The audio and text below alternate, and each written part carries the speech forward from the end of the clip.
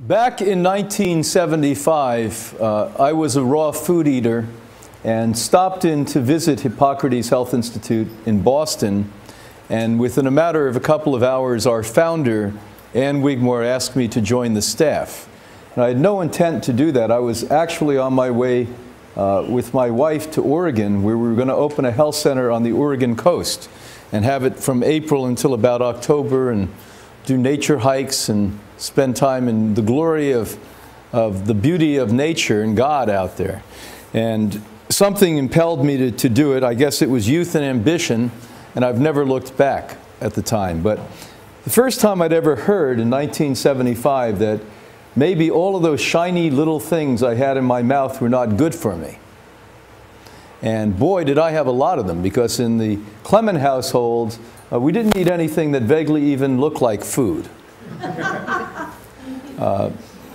Back in the day, in the mid of the 20th century, and here in Britain I know it was about the same, you literally had people deliver to your house pastries. How many of you are old enough to remember that? And boy, we were a great customer for that. The milkman would come to the house and we'd get milk and wash down the pastry. And on, this legacy of death kept arriving at the door. And I'll never forget certain holidays, they'd have like the grossest of all desserts you've ever seen. You couldn't even identify they were food at all. Some of them were glowing, you know, if you put the lights off, they were radiescent, and etc., things like that. But we consumed them in large amounts of them. So I actually thought the dentist was part of my family, because I was there so much. And I was one of the rare kids that didn't mind the dentist. I was so familiar with them. They were drilling, and I think, other than my front teeth, thank God, everything was amalgam fillings. So 75, I become aware of this, and in a short order decide I'm going to go to what was called a holistic dentist in those days. And there was one holistic dentist in Boston, and he was in a little village in Boston called Brookline. And when I got there, he looked like a comedian. His hair was wiry and sticking out straight, and he had a big bushy mustache, and he talked high-pitched voice. And in the middle of him drilling, without putting a dam or protecting me or putting oxygen on my nose, he said, "You know, I'm also a psychic." So I immediately knew I was in wrong hands. But it was too late. I was pinned and drugged at that stage. And he took out practically all of these amalgam fillings in one point. Now, shortly after that, I had the privilege to meet the guy in North America that made this prominent and got people to start questioning dentistry. And his name is Dr. Hal Huggins. And we were on the stage together speaking, and I spent an hour and a half speaking to Hal. And after that, I was absolutely convinced at how devastating dentistry can be in the way that they do it. And so I shortly after looked at the history of this, which is bizarre, but is certainly worth telling. And I touched on this last night for the few of you that were there. But back in the 19th century, the 1800s, everyone was quite aware of how dangerous mercury was. And why that came about is because of hat makers. Back in the 19th century and before, people commonly wore hats. As a matter of fact, when I was a little boy, my grandfather and even my father at times wore hats. We're the first generations that do not commonly do that. Other than the young lady here who looks attractive in that hat. That's so the child can identify you as a mother, right? And what ends up happening is when you become a hat maker, inevitably 100% of the time they all end up in an insane asylum. So it didn't take a whole lot of research science to figure out there was something wrong in the hats, and somehow, and I don't quite understand this fully, you may bring me up to speed later, they had to put mercury in the felt. Is it to make it stand up erect or something? But whatever it was a mercury that they led back. So here it was in the middle of the 19th century, 1840, 1850, and the powers that be in dentistry, and there weren't an elaborate group of people, you know, there were a handful of dentists in a country like Britain. They said, well, you know, the only people that take dentistry now are the aristocracy here. So they had a very small market You know, they were on one street here in London, and that was about it, unless they went and traveled with them to their summer homes out on the coast or something. And so they said, the only thing we know how to do to make more people do dentistry is melt metals with mercury. Now, they had no other technology at that point or machinery that could shake metal as we do today that can actually make it liquefy. So they came up with this incredibly insane concept that we're going to actually put mercury on metal. Amalgam means what? Combination of metals. It melted it, and they told the dentist, we've done some research up at Oxford or wherever the hell they said it was, and basically we now found this is safe. Now, they didn't have too many buyers in dentistry at that point. You know, most of them said, you're out of your mind. It's the same damn mercury the hat makers are ending up in the nut house with and dying from. And so it took the second generation before they were able to con some of these dentists. And they said, well, you know, over at Cambridge we did some research. This is how they do it, and they've done it forever, by the way. And the research shows that the mercury, once it gets into the metal, it's really not problematic and it really doesn't harm you at all. And they got a few. By the third generation, they had them sold lock, stock, and barrel. By the third generation, they said, well, you know, this is a great way to have a profession. You can make a load of money. And we've done all the work necessary in science to show you that there's absolutely no problem for you or the patient doing this. So by the third generation, it became, as always, the anomaly or the abnormality to not want to put mercury in. Isn't that interesting? So if you tell lies long enough, government people do this very well all the time, that you basically by 1 or 2 generations down the road actually believe the lie. And so from that point on, it became universally accepted that you can go to a dentist. It was relatively inexpensive in the early days until insurance came about, and we all assumed that we would basically go and get dentistry whenever we wanted. None of us ever questioned it. I never questioned, did my family have enough money to get dentistry? You got dentistry. And as we left the farms and organic eating and common sense living and all the things, and we started to move to the cities and our teeth rotted, this boomed as a profession and the money started to pour in. So that's why we started to make suspect dentistry, because of mercury. Now, is it the only problem? So I went on my merry way, and by about the 1980s, I was over here in Europe living at one point and got to know a lot of the doctors on the mainland of Europe, and some of them started to become very close with me and talk to me about root canals. And I said, well, you know, how does a root canal have any concern? And they explained what a root canal was to me, and boy, I said, wow, that's even worse than mercury in the mouth. And the way I describe it to people in a way that's understandable, I only had one abscess in my mouth in my entire life, but I didn't feel it in my mouth. How many of you have ever had an abscess? I felt it in my toe, my leg, my knee, everywhere else. And just happened to go to the dentist for one of those monthly checkups. In my case, it was about monthly. And he touched the tooth, and I just about jumped out and punched him and jumped out and hit the ceiling. And he said, oh, you have an abscess. And his remedy, as it is for all people, is let's put a root canal in. So they take the drill out again, give you cancer-causing what? Novocaine. We're very clear now, Novocaine is a carcinogen, and a moderate carcinogen, not a severe. Doesn't give you cancer on the spot. It takes several years of cumulative, drug, and then you can easily get cancer from this. It also disturbs neurons and can start to bring about memory loss in a pretty hardy way. These are things we're positive of now. I don't speak about these because these are theological, but these are factual statements that we can now make through bodies of research that have been done globally on these things. So they put that in, they deaden you, then they take a drill and they actually drill away the entirety of the tooth practically and go into the root itself, drill into the root, and in a matter of 30 seconds put some token antiseptic on it, then pack up the infection permanently, and then rebuild the tooth on top of that.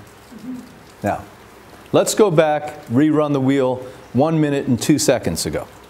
I said when I had an abscess, I felt it in my toe, my knee, my leg, everywhere but my tooth. Now, if I were really attempting to clean out my body that systemic or that body-wide infection, I would drill a hole and not come back to the dentist for a month, 2, 3, 4, 6 months. Because then my body could potentially drain, just like a pimple can open and let the infection out. My body can now drain out of the roots. But if I go to the dentist, as all of us have, and basically have them drill and pack it up in 30 seconds, what am I going to have for the rest of my life in my body in some way? An infection. Now, you all came along with me on that. Let's go to the next step.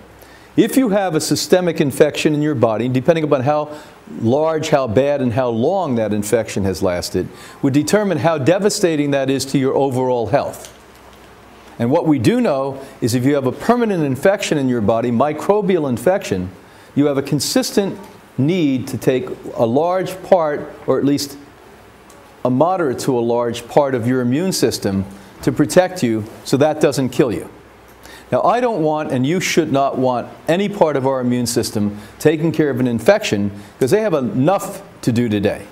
Not only do they have to take care of, in very, very healthy people, the mutagenic cells that happen, that may become cancer, and the bacterias and the viruses and the molds and the yeast and the fungus that are all over the world today and in thousands of times higher level than they ever were before, and the pollution and the air and the polyester clothes you're wearing and all this insanity we do today. So you don't want to use one speck of that immune system on taking care of a root canal's infection. Now, let's look around the room, turn around in the front. How many of us here have ever had or still have a root canal? Raise your hand. Okay. So how many of you haven't? I mean, that's a better question. So you're blessed. You're really, really blessed. Either you grew up in different families than most of us, or you've been lucky as can be. Because that's a large percentage. Usually I have 75 to 85% of the group have had root canals. In this group, it's about 40% of you have not, and about 60% of you have. Now, how many of you currently have root canals that haven't been removed? Okay. Now, here's what we're going to say about that. It is best in almost all cases to have that tooth removed, and then to let it drain for 4 or 6 months or so. The good news is, if the tooth is in a certain position in your head, you can then put a bridge in. And bridges can now be purchased, very hard bridges that are complete composites, that they don't put off chemicals, that they're so hard, they're like diamond hard. They don't break. But if you have it on your back tooth, you can't put a bridge in at all. So it has to be between teeth. And when you put a bridge in, if you don't know what a bridge is, you're going to have to drill down to practically nothing, the tooth on the right and the tooth on the left of that. So you're going to lose that and really going to have more than just one composite bridge, you're going to have the other. But compared to the potential problem, the diseases that in fact can be caused by not taking a root canal out, hands down, a bridge is the way to go. As of last year, and it happened over here in Europe, they now have made implants that I'm not as fond of. I'd rather have a bridge in. They make implants with no metal at all. It used to be the people who said, I'm going to do an implant no matter what. You all understand what an implant is? Yeah. Well, an implant is where they actually just drill. Yeah, thank you. Here you have the tooth. They drill into it, and they actually put a tooth in and bury it in you. Now they make 100% composite implants. Again, diamond hard, not toxic, stay in your head forever. They'll never come out. But why wouldn't I like that? Well, we're going to talk about that in about 10 minutes here. You're going to see exactly why I don't like that. Now, with all of that said, there's root canals and the chemicals and the anesthetics that they give you, and there are options when you need tooth work. Some of you can actually get acupuncturists there if you have what we call a complementary healthcare dentist or a biological dentist. And if you have a really great acupuncturist, and if you're susceptible to acupuncture, that about 9 out of 10 of us are, you're going to be perfectly fine. You won't need anesthetic at that point. There's some of us, I actually go into a state of meditation, and 95% of the time I've never needed anesthetic. I had to learn that as a young kid because, you know, I couldn't talk for 2 days. That's how much anesthetic they would give me at one point. My whole head, how many of you remember your whole head from here down would be numb? And sometimes it would last for 2 days. And today, by the way, they're improved compared to what they were 25, 35, 45, 50 years ago. They're improved in what they did. Now, how about x-rays? Well, just 3 months ago, data came out and said that one of the major causes of children's brain cancer, the second cause, by the way, the first cause is cell phone use. And because I've been doing my work for 41 years, I can tell you that brain cancer was non-existent in children 40 years ago, 30 years ago pretty much, and now it's the second killer. Accidents are number one, brain cancer is number two. But the second cause is x-rays from dentistry. Okay, now this was a report that came out in mainstream science. This is an alternative medicine that came out. I would have done it too, by the way, because it was clear to me that that was, I couldn't have told you it was number two. They were distinguished enough and honest enough to tell us that's the second way you kids get brain cancer. I would have said it causes brain cancer. So we do know that too. So does that mean only with children? Why with children more than adults? Is because your brain is developing. And the tissue has not really become stable and the cells are not strong and developed. When you're in developmental stages with a lot of stem cell activity, you're much more susceptible. Now what does this mean? Doesn't mean that those of us, like I just addressed my own life, who had massive amounts of x-rays when we were children, will permanently throughout our lifespan have a greater susceptibility if we don't live properly for brain cancer? The answer is a resounding absolute yes. So when you know people, and you all will, because brain cancer is skyrocketing now, who have brain cancer, don't condemn them. Don't say you got this for a reason. It's bad enough the poor people have been told they have brain cancer. But quietly ask them. You're going to see that they had a lot of dental work done in the majority of cases. Now we combine dental x-rays along with cell phone use, wireless technology, laptop computers. It's scary stuff. It's very scary stuff. So we've talked about 4 major concerns with dentistry, and we're going to talk about more. What is the first concern I discussed with you tonight? The toxic mercury poisoning. Okay. The second one I discussed with you is root canals. Systemic infection going throughout your body that devastate your immune system, as does the first. Mercury toxins devastate your immune system. Mostly stick with the brain, because the brain is mostly what? Starts with an F? Fat. Brain's made of fat. The structural part of the brain is fat. And guess where heavy metals and chemicals like to hang out? Fat. You got it. And the fatter your brain is, the fattest the head you have, the more mercury you have up there. Third thing we talked about is the anesthetic that is directly linked to memory loss, neurological problems that I forgot to tell you before, as well as what? Cancer. Not only brain cancer, every form of cancer you can imagine, because that's systemic. It doesn't just stay up there. Gravity plays. And number 4, I said what? Boy, you guys aren't listening, huh? X-rays. X-rays. X-rays. Now we're going to add number 5. We've only become familiar with this about 3 years ago. There's an ever-growing group of people that we see with rashes and eczema and psoriasis, etc. In a country like Britain, my God, you have a massive amount here. And I thought I completely cracked that. And I was really proud of myself, etc., because I traced it correctly to white potatoes. And when we pulled white potatoes out of people's diets, in about 75% of the cases, psoriasis went away. Belongs to the nightshade group. Exactly. Tomatoes and aubergines. Exactly, but I'm not sure. Yeah, but I'm not really sure it's the nightshade effect that causes it. We know there's a fungi that grows on the tomato, and potato, and potatoes, by the way, were the very first food commonly radiated. Before any of us in this room were born, they were radiating potatoes. And they don't call it radiation, they call it de-spudding. Now, if you let a potato sit in a box long enough, it puts shoots out that are toxic. They've been radiating them for 75, 80 years, just so that they don't spud, but they didn't have to call it by law radiation. Interesting.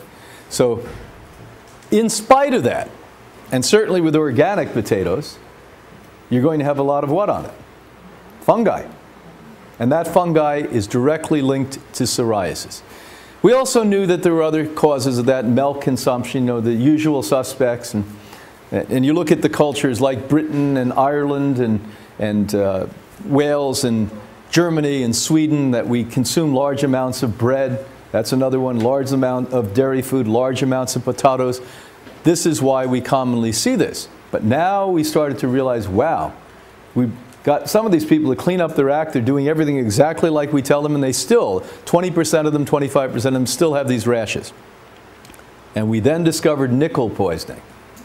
Aha. Now we go back to what I learned back in 1975. I was naive enough and not well educated enough to think that the only thing that we get as far as toxic metal inside of mercury fillings was mercury. Then I was told by people, no, most mercury fillings also have nickel in it. And nickel causes lots of problems, suppressing the immune system, but also cause rashes commonly. Crowns, until the last year when the composites are available, complete composites, all have nickel in it. So think of this.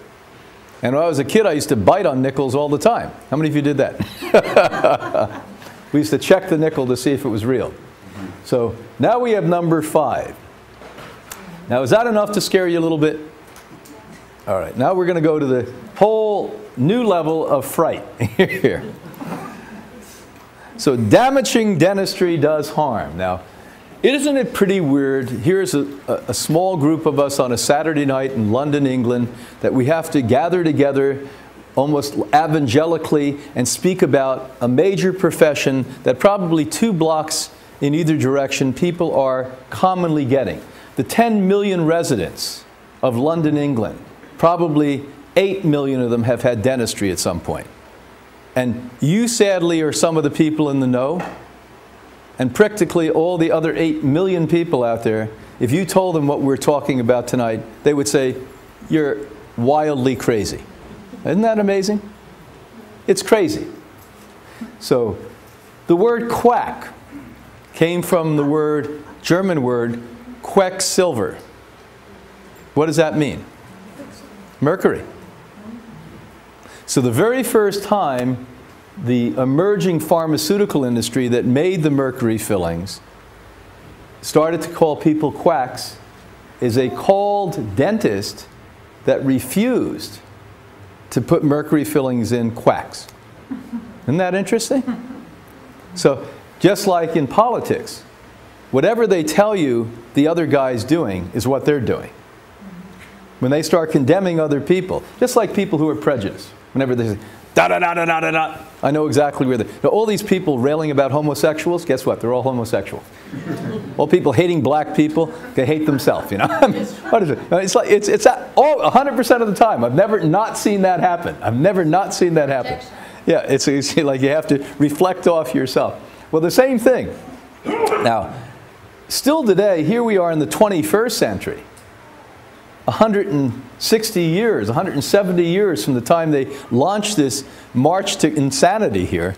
And basically, we still are calling commonly complementary dentists or biological dentists the weirdos. It's strange.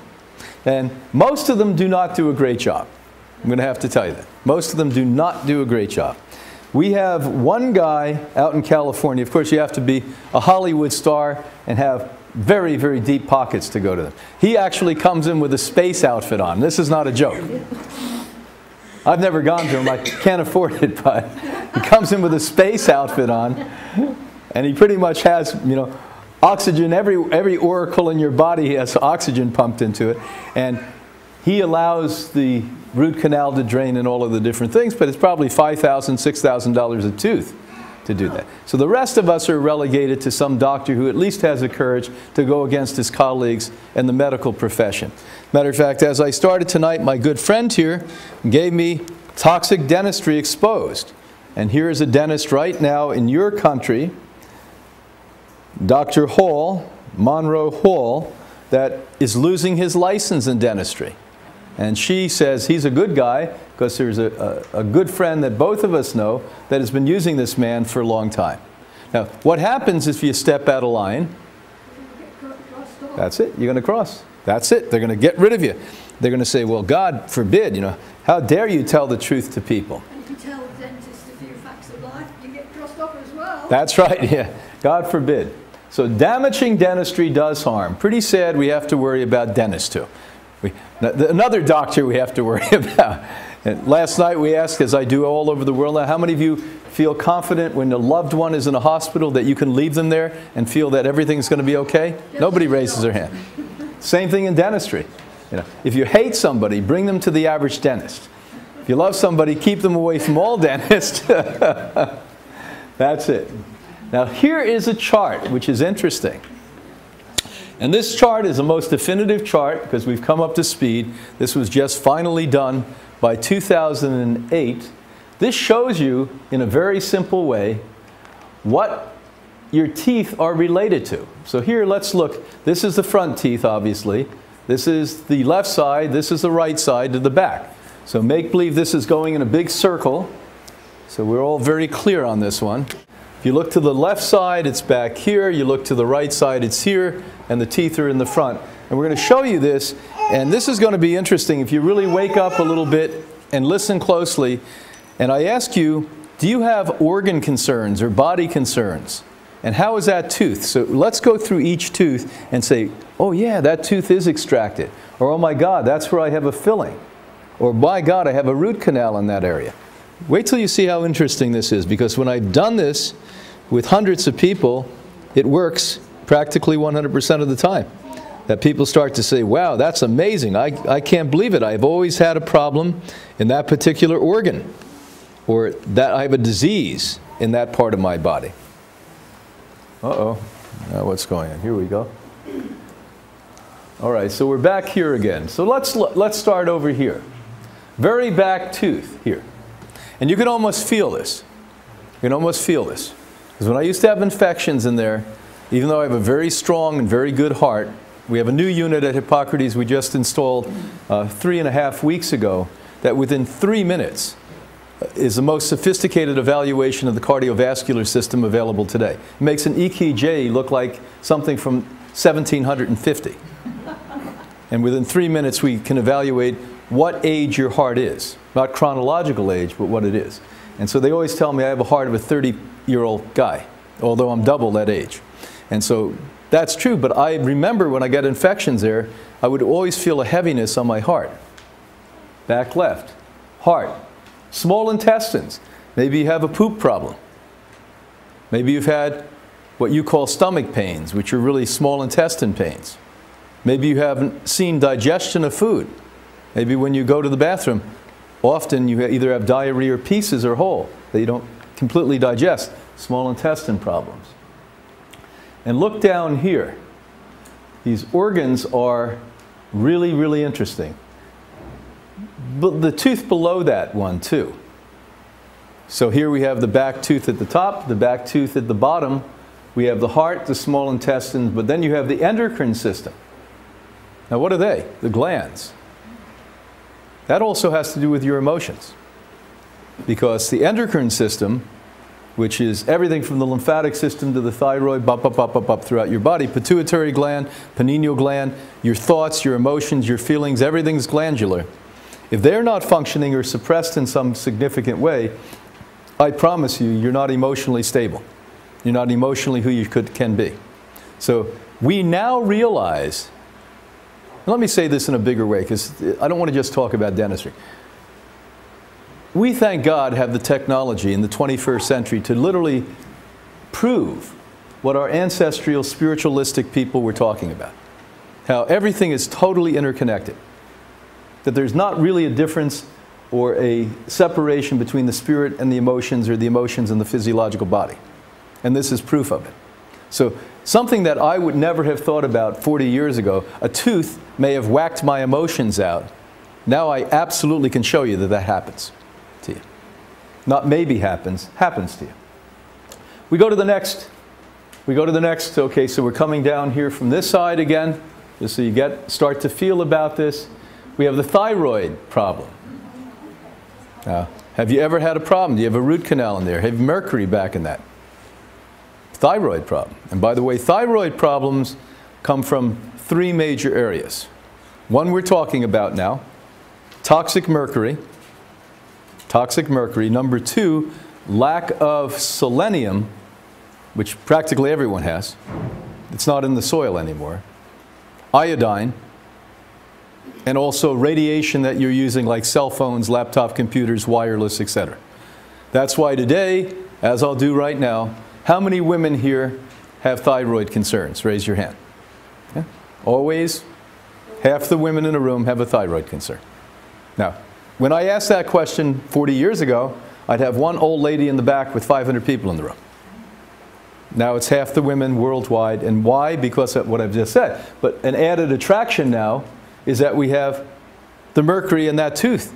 And so if that's a tooth you've had mercury fillings in, it's more likely that you're going to have a thyroid problem than a person who doesn't have that there. You have stomach problems, pancreatic problems, including cancer. I've done a little semi-poll on that one, and 54% of the people I polled with pancreatic cancer had a problem in that area with their tooth. Most of that, by the way, over half the people literally had a root canal in that area. Now, the very first time I heard about that in mainstream medicine, it must be 15 years ago now, in Germany, where they took 160,000 women, as I recall, who had breast cancer. And they actually looked at the teeth that related to the breast. And they found out that 60% of those women had either one or both of the teeth that relate to the breast, one right side, one left side, had a root canal in it. Now, it doesn't mean the only cause of breast cancer is that. The number one cause of breast cancer is emotion, second is toxins, but guess what? If you have this added attraction of a root canal in, your susceptibility, obviously, to breast cancer is enormous compared to a woman who doesn't have that in there. So now, when we have people with cancer who come to us and they have root canals, guess what we tell them to do? Get them out. Get them out. You don't have them out.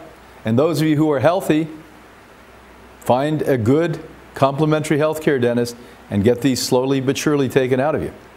And get something put in other than that. Now we go to the bottom, lungs, large intestine, poop problems again, diarrhea, irritable bowel syndrome. Not my work, but the work, and we'll talk a little bit about them later, interesting work done on the continent over there. Some of the top people in dentistry now. They actually showed that 70% of the people who have colon cancer have had problems in those teeth.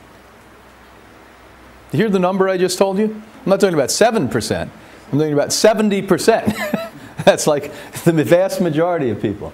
And so as we go through this, you're going to start to see, and I won't labor over it, but start to look at the front of these. Each one, the eyes. How many of you have a problem in that one? Here are your front teeth. Let's go over to this side now, over about here from the front teeth. The second one, have you ever had a problem in there? And how about your eyes? You see well? You ever have dots in front of your eyes? Do you wear glasses? Do you not wear glasses? You're going to see a correlation between this. There's a breast cancer. You see it over there. You see prostate here. Port. Pretty interesting stuff, isn't it? Now, well, we'll hold the questions to the end because we'll have a long question and answer period. And this is heady stuff, so I don't want to get heavily into it. You notice we used the Asian technology here too, and these all have to do with the different earth signs: fire, earth, metal, wood, water, right across here. And each one of those have to do with what we call chi, or energies of the body. So for instance, a person who has a whole lot of problems where they're flighty and confused and they can't stabilize themselves, and they're always trying to find themselves. They never quite find stability. As sure as I'm sitting here, in the back there, they don't have stability in those teeth. Because what they're finding is that they're not grounded to the earth. They're not grounded people. So we're showing here now the emotions related to 2,500 years ago technology from Asian philosophy that has some relevance today. Now we move on. Another chart, and maybe the college here would like to take this from me. I'd be more than happy for them to zip drive this thing and use it here, because this would be a very basic one. I didn't want to go over anyone's head. Plus that I'm not an expert in this. That I know a lot about it, more than the average person, but I'm not a dentist. I work with dentists and have for years. 25, 30 years ago, we started to bring complementary dentists into the Institute to work directly with us. It's part of what we give our guests. And many of them not only see those dentists, but then those dentists refer people worldwide to go. So this gets a little bit deeper in more a Western philosophy of how this is. And it shows you, for instance, here, the general area, the Western medicine anatomy, is heart, small intestine, circulation, triple warmer, etc. But here are all the things that relates to. In this particular case, it's the right side of the heart. So it gets a little bit more detailed. So you actually see that the right side of the heart could be clogged in that person at a much higher level than the left part. Unless, by the way, over here, you have the same problem on the corresponding tooth. Things nobody ever thinks about, these things. Now, here's some proof of it. And here are some of the great people over here in Europe that are doing this work. Dr. Voll. How many of you know who Dr. Voll is? Dr. Voll was one of my heroes, and because he was one of the founding people that were able to validate something that those of us who think beyond the realms of biology, and what he started to do is do photographs, electromagnetic exposés of electromagnetic energies moving throughout the body. And so he created the Voll machines out of the continent over in Europe, in Germany, Austria, etc. And I'm going to explain what this is in a minute.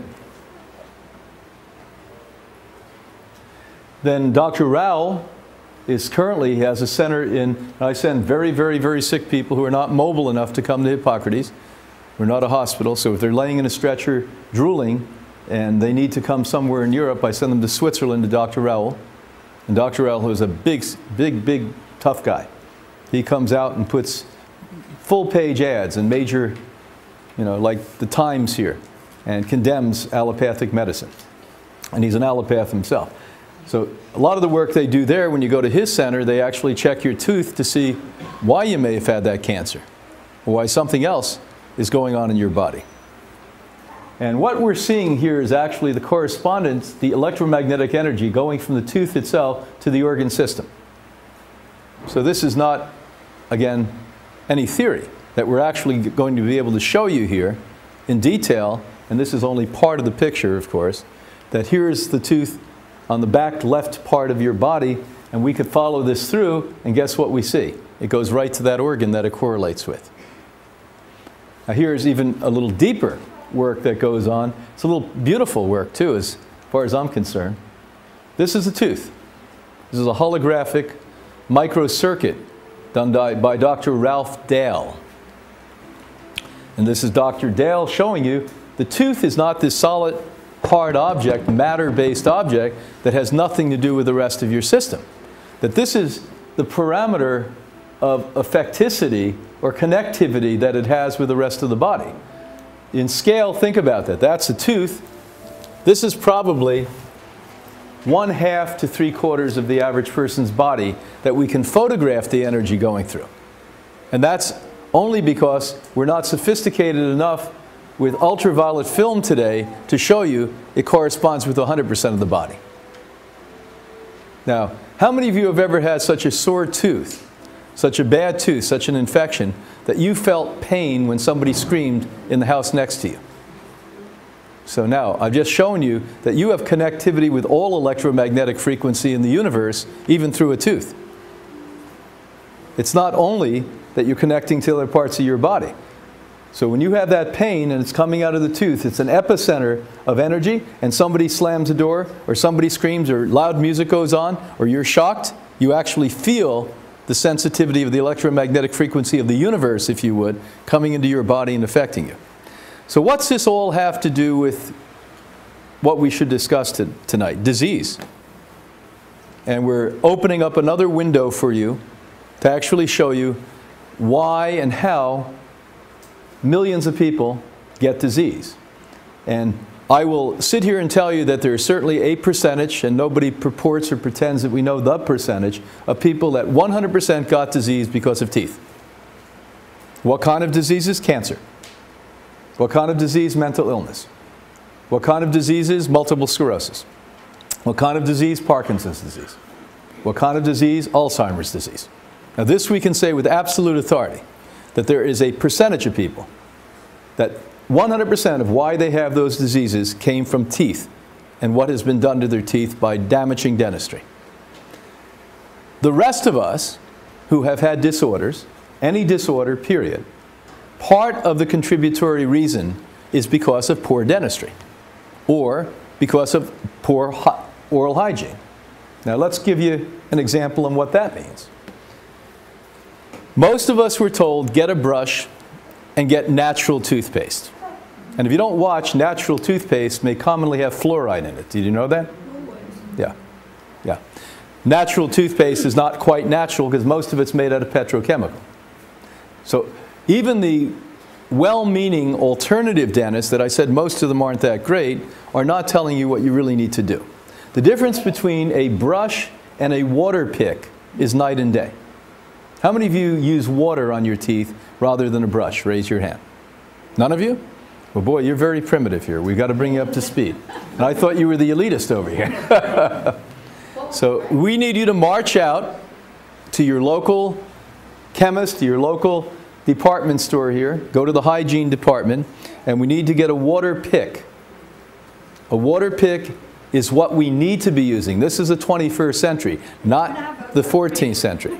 Pardon? They don't have them over here. Oh, yes, you do. Yes, you do. I have a lot of civil people I know in Britain that use these. Bottom line is, you go out. I have one with me here, by the way. That's portable. I paid 18 pounds for it.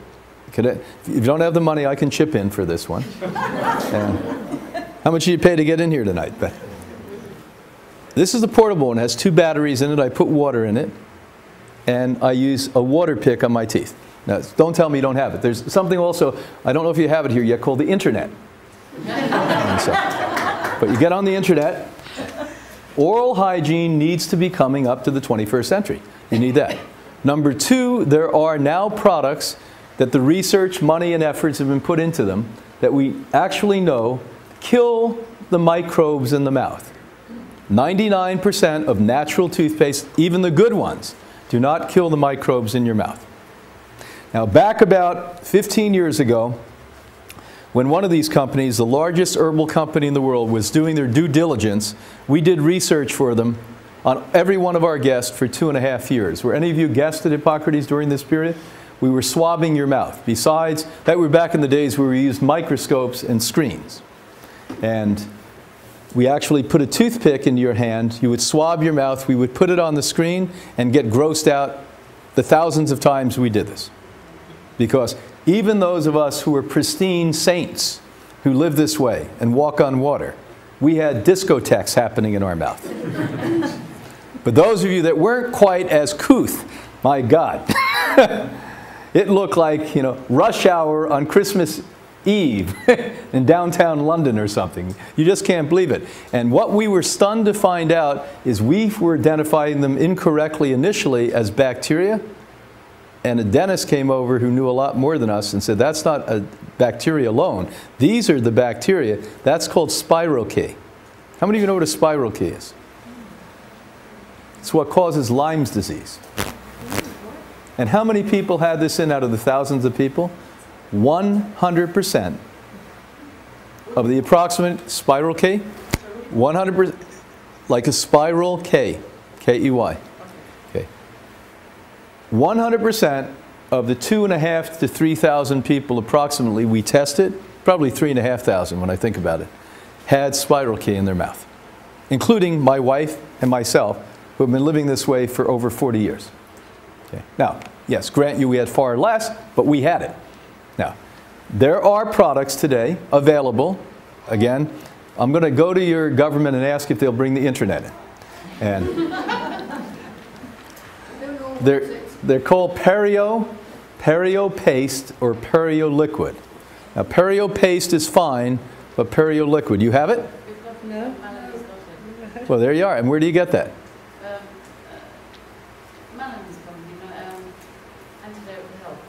Antidote for health. So there you are. Now write it down. So when you get these water picks, as I call them, and they may not be called water picks, so don't get anal and stuck on that thing. Whatever pumps water and blows it in your mouth and cleans out. You don't even need floss with this unless you have really tight teeth. It just cleans out between your teeth and stimulates the blood and brings it up and kills the stuff and flushes it out like almost a fire hose would do when the brigade comes in with a fire hose. And then you put drops of this in it. And so when you're stimulating, cleaning this out and flushing it, it's also killing all of these bums that are going to inevitably return, but they're not going to be as happy. They're not going to bring as many friends along each time. So you're going to have less and less and less and less of this vile garbage in your mouth. Now, I think that probably the most grossly overlooked area of biological medicine is what we're discussing tonight. I really do. I think that this is probably the area that even well-educated, well-meaning, alternative-type physicians, well-seasoned doctors really don't know enough about and ought to. Because we could have the Hippocrates program going on in somebody's life. They could be fighting a disease, fighting premature aging, as we all do. But if we don't say, open your mouth, let's look at that, or let's get you to an alternative dentist, you may still croak. That's what we're saying to you. So, my gosh, powerful, powerful stuff. Look at that beautiful picture. It's not as pretty what we're really seeing there. When I found out what this doctor was showing, he was actually showing a person who had full blast brain and neurological system, a very rare cancer, brain and neuron cancers. When you get the neurons, it's the type of cell in the body, cancer in it, that's a very, very rare cancer. And that's what you're seeing here. And he said, by the way, the sicker they are, the prettier it is. I said, well, at least there's one upside of being really sick with this one. So we're going to stop there. We're going to open up for questions initially relating to dentistry. Then we'll go right on.